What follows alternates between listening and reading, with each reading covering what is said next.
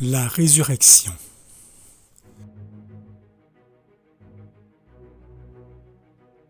Au sépulcre, tous les efforts avaient été faits pour éviter toute manœuvre ou supercherie de la part des disciples. La nuit s'était écoulée lentement, et c'était l'heure la plus sombre avant le lever du jour. Les gardes romains veillaient d'un œil fatigué. Les sentinelles allaient et venaient devant le sépulcre, tandis que le reste du détachement de 100 soldats était couché sur le sol dans différentes positions et prenait le repos qu'ils pouvaient. Mais des anges gardaient aussi le sépulcre, dont un seul aurait pu terrasser toute l'armée romaine en déployant sa puissance. L'un des anges les plus éminents est envoyé du ciel. Son visage est semblable à l'éclair, et ses vêtements blancs comme la neige. Il déchire les ténèbres sur son passage, et les cieux tout entiers sont illuminés de sa gloire resplendissante. Les soldats endormis se lèvent en même temps, et regardent avec stupeur et effroi les cieux ouverts et illuminés, et l'éclatante vision qui approche. La terre tremble, se soulève. Les soldats, les officiers, les sentinelles tombent tous comme morts, prostrés sur le sol. Les démons qui avaient triomphalement revendiqué le corps du Christ s'enfuient du lieu, épouvantés. L'un des puissants anges commandeurs qui veillaient sur le tombeau de leur maître se joint à l'ange redoutable qui vient du ciel. Et ensemble, ils s'avancent directement vers le sépulcre. Le commandeur angélique saisit la grosse pierre qui avait nécessité l'intervention de nombreux hommes forts pour la mettre en place. Il la roule et s'assied dessus, tandis que l'un de ses compagnons entre dans le sépulcre et déroule les bandelettes qui enveloppaient le visage et la tête de Jésus. Alors, on entendit l'ange puissant d'une voix qui fit trembler la terre. « Jésus, Fils de Dieu, ton Père t'appelle. » Alors, celui qui avait acquis le pouvoir de vaincre la mort et le tombeau sortit du sépulcre d'un pas de vainqueur, au milieu du tremblement de la terre, des éclairs et des grondements de tonnerre. Un tremblement de terre avait marqué l'heure où le Christ avait donné sa vie. Un autre tremblement de terre marqua le moment où il l'a repris en triomphe. Jésus était les prémices de ceux qui dormaient. Lorsqu'il sortit du tombeau, il ressuscita une multitude de personnes, réglant ainsi pour toujours la question longtemps controversée de la résurrection. En ressuscitant cette multitude de captifs d'entre les morts, il donne la preuve qu'il y aura une résurrection finale de ceux qui dorment en Jésus. Les croyants en Christ reçoivent ainsi la lumière même qu'ils désirent connaître de la vie future de ceux qui meurent en Christ. Satan était amer et furieux que ces anges s'étaient enfuis de la présence des anges célestes et que le Christ avait vaincu la mort et montré par cet acte ce qu'il en serait de son pouvoir dans l'avenir. Satan avait exulté en constatant le pouvoir qu'il avait exercé sur les hommes en les poussant à insulter et à assassiner le Fils de Dieu. Mais son triomphe s'évanouit devant cette démonstration de la puissance divine du Christ. Il avait osé espérer que Jésus ne reprendrait pas sa vie. Mais son audace l'abandonna lorsque le Sauveur sortit du tombeau, ayant payé la rançon complète de l'homme et lui permettant ainsi de vaincre Satan au nom du Christ, le conquérant. L'ennemi juré savait désormais qu'il devait finalement mourir et que son royaume prendrait fin. Cette scène de la résurrection du Fils de Dieu donne une image vivante de la gloire qui sera révélée lors de la résurrection générale des justes, à la seconde apparition du Christ sur les nuées du ciel. Alors les morts qui sont dans leur tombeau entendront sa voix et reviendront à la vie. Et non seulement la terre, mais les cieux eux-mêmes seront ébranlés. Quelques tombes se sont ouvertes lors de la résurrection du Christ. Mais lors de sa seconde venue, tous les précieux morts, depuis Abel le juste jusqu'au dernier saint qui meurt, se réveilleront à la vie glorieuse et immortelle.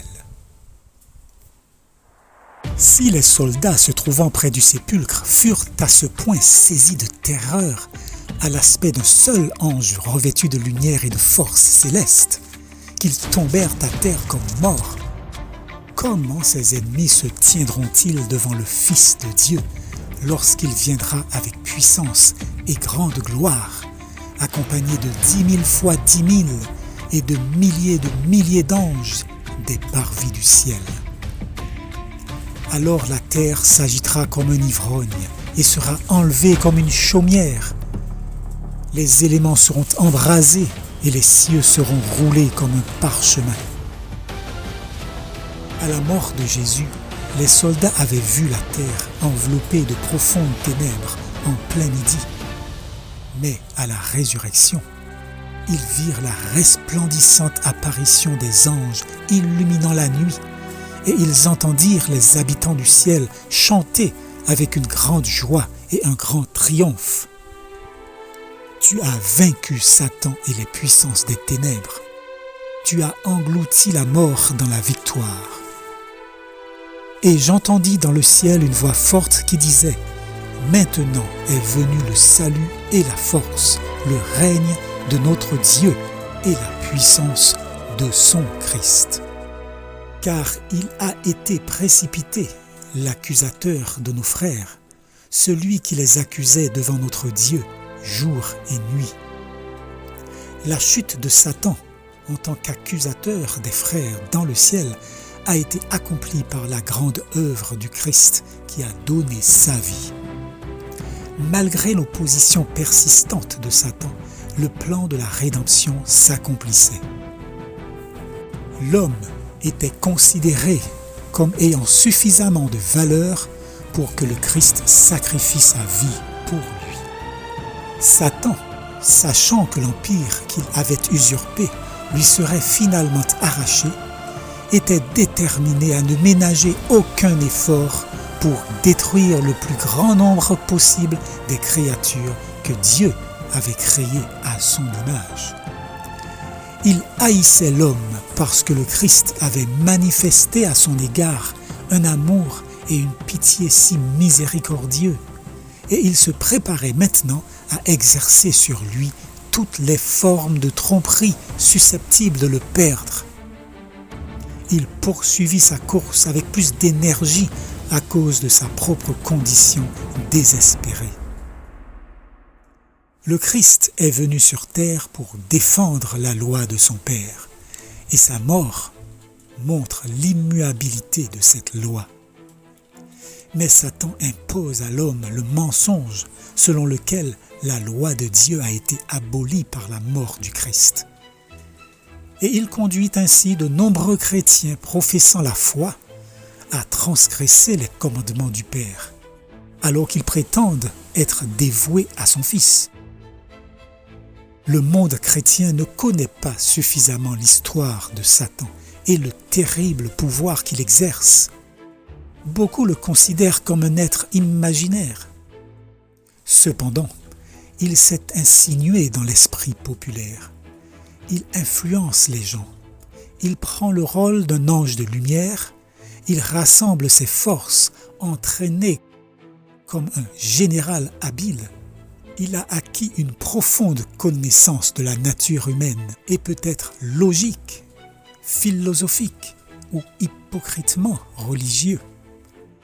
Il se prépara alors à travailler sur l'esprit des prêtres en ce qui concerne l'événement de la résurrection du Christ. Il savait qu'étant déjà tombés dans son piège et ayant commis le crime horrible de tuer le Fils de Dieu, ils étaient entièrement en son pouvoir et que leur seul moyen d'échapper à la colère du peuple était de persister à dénoncer Jésus comme un imposteur et d'accuser ses disciples d'avoir dérobé son corps afin de le déclarer ressuscité des morts. Après que la gloire extraordinaire du messager angélique se fut évanouie du ciel et du sépulcre, les gardes romains se risquèrent à lever la tête et à regarder autour d'eux. Ils virent que la grande pierre à l'entrée du sépulcre avait été enlevée, et ils se levèrent consternés en constatant que le corps de Jésus avait disparu et que le sépulcre était vide. Ils se détournèrent du sépulcre, bouleversés par ce qu'ils avaient vu et entendu, et se dirigèrent en toute hâte vers la ville, racontant à ceux qu'ils rencontraient les scènes prodigieuses dont ils avaient été témoins. Quelques-uns des disciples, qui avaient passé une nuit blanche, entendirent ce récit merveilleux avec un mélange d'espoir et de crainte. Entre-temps, un messager fut envoyé aux prêtres et aux chefs, leur annonçant « Le Christ que vous avez crucifié est ressuscité d'entre les morts. » Aussitôt, un serviteur fut envoyé avec un message privé convoquant la garde romaine au palais du souverain sacrificateur. Là, ils furent interrogés minutieusement et firent une déclaration complète de ce dont ils avaient été témoins au sépulcre. Un terrible messager était venu du ciel, avec un visage brillant comme l'éclair et des vêtements blancs comme la neige. La terre avait tremblé et ils avaient été frappés d'impuissance. L'ange avait saisi l'immense pierre à l'entrée du sépulcre et l'avait roulée comme un caillou. Une forme d'une grande gloire était sortie du sépulcre. Un chœur de voix avait fait retentir les cieux et la terre de chants de victoire et de joie. Et lorsque la lumière s'était évanouie et que la musique avait cessé, ils avaient repris leur force, trouvé le tombeau vide et le corps de Jésus était introuvable. Lorsque les prêtres, les scribes et les chefs entendirent ce récit, leurs visages devinrent d'une pâleur mortelle. Ils ne pouvaient pas prononcer un mot. Avec horreur, ils comprirent que les 2/3 des prophéties concernant le Messie s'étaient maintenant accomplies. Et leur cœur se brisa de peur à l'idée de ceux qui étaient sur le point d'arriver. Ils ne pouvaient pas mettre en doute les preuves des témoins qui se trouvaient devant eux. Jésus de Nazareth, le crucifié, était bel et bien ressuscité. Lorsqu'ils se furent remis du premier choc subi à l'annonce de cette nouvelle, ils commencèrent à réfléchir à la meilleure façon de procéder. Et Satan était là pour leur suggérer des moyens. Ils estimaient qu'ils n'avaient pas d'autre choix que de braver le sort et de renier le Christ jusqu'au bout. Ils se dirent que si ce rapport circulait parmi le peuple, ils seraient non seulement dépouillés de leur honneur et de leur autorité, mais qu'ils perdraient probablement la vie. Jésus avait dit qu'il ressusciterait d'entre les morts et monterait au ciel. Ils résolurent de maintenir le peuple dans l'ignorance de l'accomplissement de sa parole. Ils pensèrent que cela serait possible si la garde romaine pouvait être soudoyée à prix d'or. Ils constatèrent, en effet, que les gardes pouvaient être amenés, moyennant d'importants pots de vin, à démentir leur rapport antérieur et à témoigner que les disciples avaient volé le corps de Jésus pendant la nuit, alors que les sentinelles dormaient. C'était un crime punissable de mort pour une sentinelle de dormir à son poste. Et pour obtenir le témoignage qu'ils souhaitaient, les prêtres promirent de garantir la sécurité de la garde. Les soldats romains vendirent leur intégrité aux Juifs perfides pour de l'argent. Ils s'étaient présentés devant les prêtres, chargés d'un message de vérité des plus saisissants, et s'en étaient retournés, chargés d'argent, avec sur la langue un rapport mensonger qui leur avait été concocté par les prêtres. Entre-temps, un messager avait été envoyé pour porter la nouvelle à Pilate. Lorsqu'il apprit ce qui s'était passé, son âme fut remplie de terreur. Il s'enferma dans sa maison, ne voulant voir personne. Mais les prêtres s'introduisirent auprès de lui et le conjurèrent de ne pas faire d'enquête sur la négligence avérée des sentinelles, mais de laisser passer l'affaire. Pilate y consentit enfin, après avoir eu un entretien particulier avec les sentinelles et avoir appris d'elles tous les détails. Il n'osait rien cacher au gouverneur, de peur de perdre la vie. Pilate ne poursuivit pas l'affaire plus avant, mais à partir de ce moment-là, il ne connut plus ni paix ni réconfort. Les femmes au tombeau. Les aromates avec lesquels le corps de Jésus devait être embaumé avaient été préparés le jour précédant le sabbat. Tôt le matin du premier jour de la semaine, les deux Maries, avec quelques autres femmes, se rendirent au sépulcre pour procéder à l'embaumement du corps du Sauveur. Comme elles s'approchaient du jardin, elles furent surprises de voir les cieux magnifiquement illuminés et de sentir la terre trembler sous leurs pieds. Elles se hâtèrent de se rendre au sépulcre et furent étonnées de constater que la pierre avait été roulée loin de l'entrée et que les gardes romains ne s'y trouvaient pas. Elles remarquèrent qu'une lumière brillait autour du tombeau et, en regardant à l'intérieur, elles virent qu'il était vide. Marie se rendit alors en toute hâte auprès des disciples et les informa que Jésus n'était pas dans le sépulcre où il l'avait déposé. Pendant qu'elle portait cette nouvelle, les autres femmes qui l'attendaient au sépulcre en examinèrent plus attentivement l'intérieur pour s'assurer que leur Seigneur n'était effectivement plus là. Soudain, elles virent un beau jeune homme, vêtu d'habits brillants, assis près du sépulcre. C'était l'ange qui avait roulé la pierre et qui avait pris un aspect qui ne risquait pas d'effrayer les femmes qui avaient été les amies du Christ et l'avaient assisté dans son ministère public. Mais malgré le fait que l'éclat de l'ange soit voilé, les femmes furent grandement frappées et terrifiées par la gloire du Seigneur qui l'entourait. Elles se retournèrent pour fuir le sépulcre, mais le messager céleste leur adressa des paroles apaisantes et réconfortantes. « Ne craignez pas, car je sais que vous cherchez Jésus qui a été crucifié. Il n'est pas ici, car il est ressuscité, comme il l'avait dit. Venez, voyez le lieu où le Seigneur était étendu. Allez vite dire à ses disciples qu'il est ressuscité des morts. Et voici, il vous précède en Galilée. C'est là que vous le verrez, je vous l'assure. » Comme les femmes répondaient à l'invitation de l'ange et regardaient de nouveau dans le sépulcre, elles virent un autre ange d'une clarté éclatante qui leur adressa cette demande. « Pourquoi cherchez-vous le vivant parmi les morts? Il n'est pas ici, mais il est ressuscité. Souvenez-vous de ce qu'il vous a dit lorsqu'il était encore en Galilée. Il faut que le Fils de l'homme soit livré aux mains des hommes pécheurs, qu'il soit crucifié, et que le troisième jour, il ressuscite. » Ces anges connaissaient bien les paroles de Jésus à ses disciples, car ils avaient été avec lui en tant qu'anges gardiens à travers toutes les scènes de sa vie et avaient été témoins de son procès et de sa crucifixion.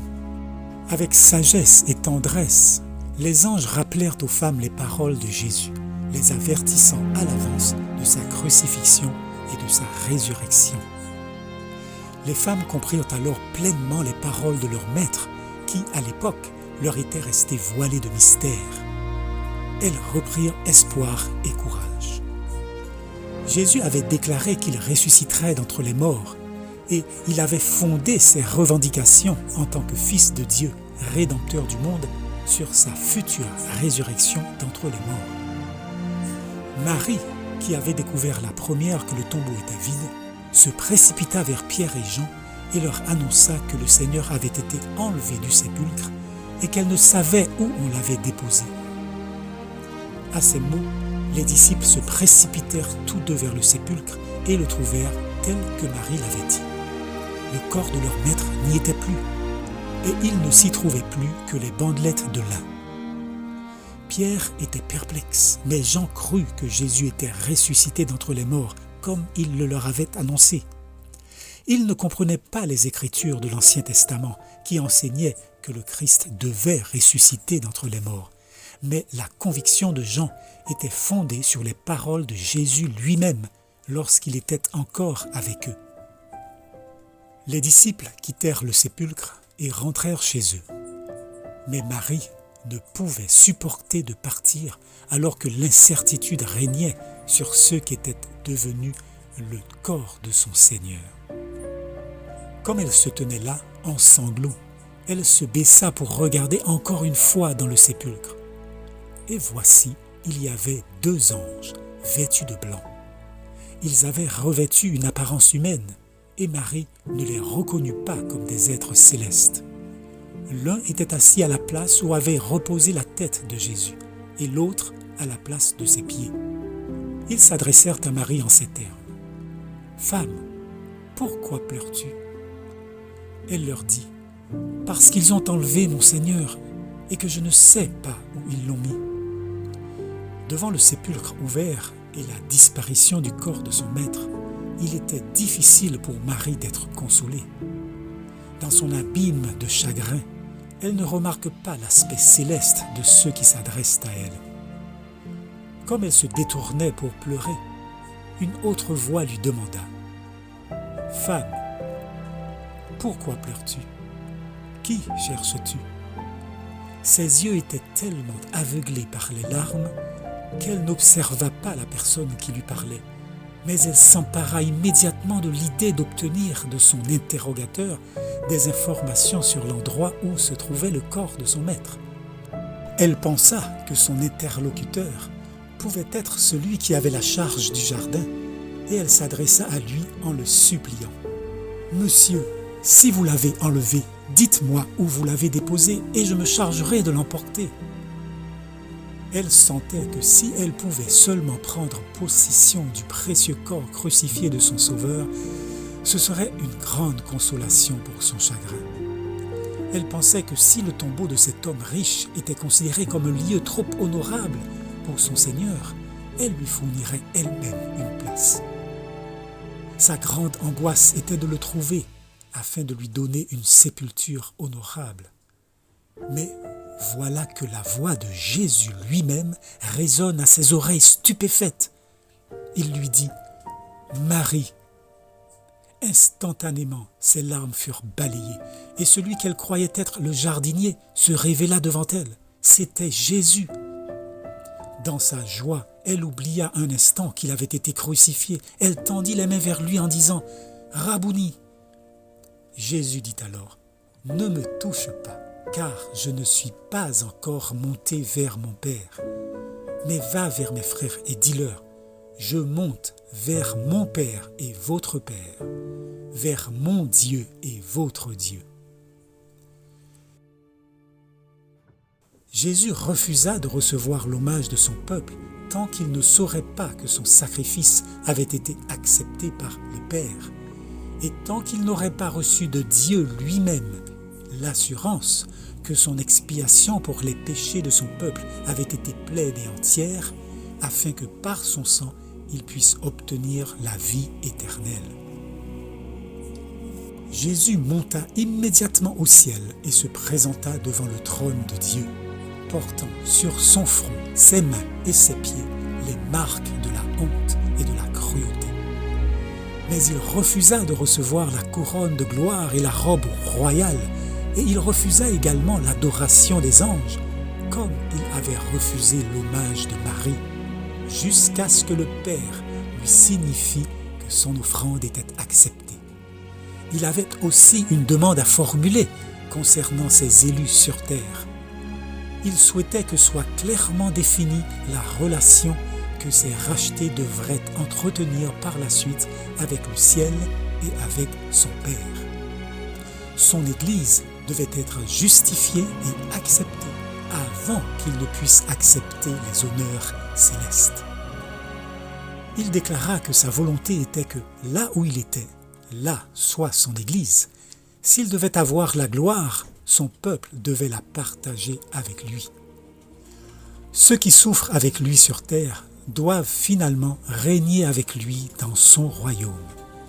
De la manière la plus explicite, le Christ a plaidé pour son Église, identifiant ses intérêts aux siens et défendant avec un amour et une constance plus forts que la mort les droits et les titres qu'ils ont acquis grâce à lui. La réponse de Dieu à cette requête est proclamée. Que tous les anges de Dieu l'adorent. Chaque commandant angélique obéit au commandement royal.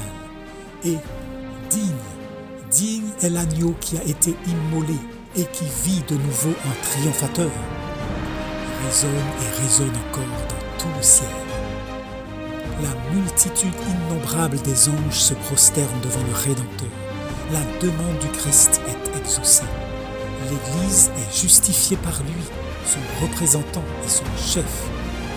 Le Père ratifie ici le contrat passé avec son Fils, à savoir qu'il sera réconcilié avec les hommes repentants et obéissants, et qu'il les fera entrer dans la faveur divine grâce au mérite du Christ.